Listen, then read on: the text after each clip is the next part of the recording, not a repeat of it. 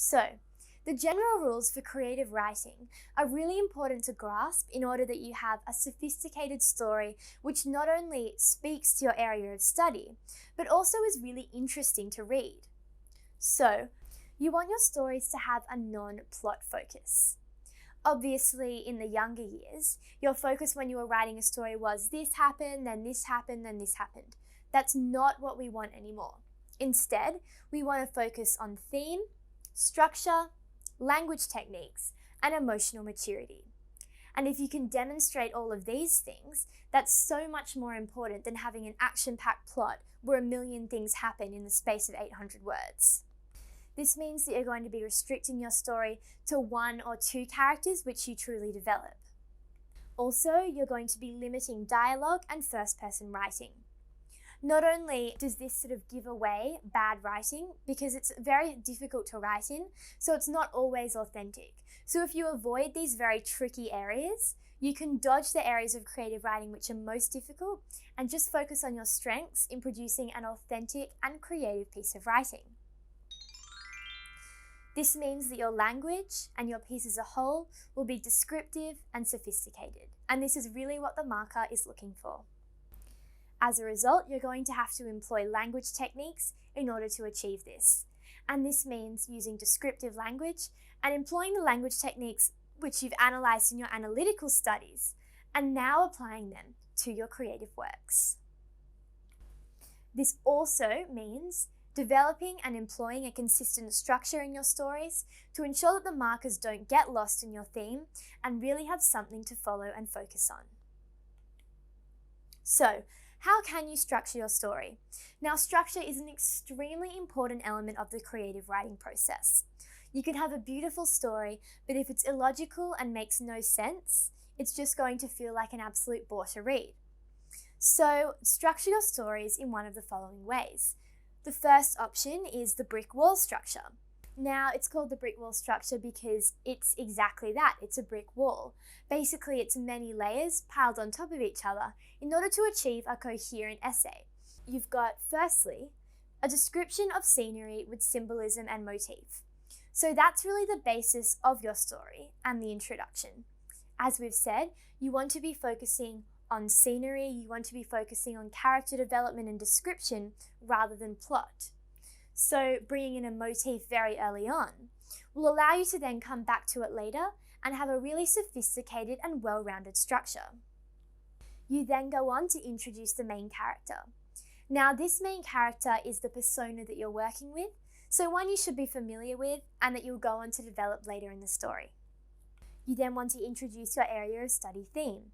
Although this really needs to be throughout the essay and throughout the creative piece and continually ingrained in all your paragraphs, you also want to make sure that there's a specific introduction to that area of study and that you make it really clear to the marker the way in which you are going to resolve this story to do with your area of study.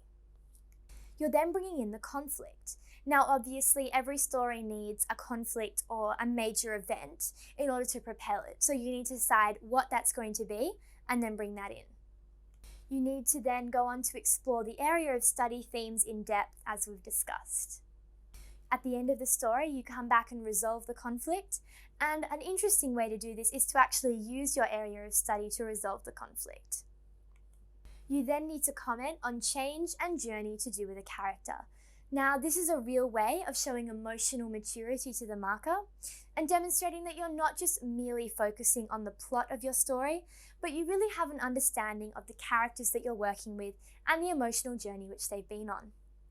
You can then use symbolism in order to connect back to the introduction.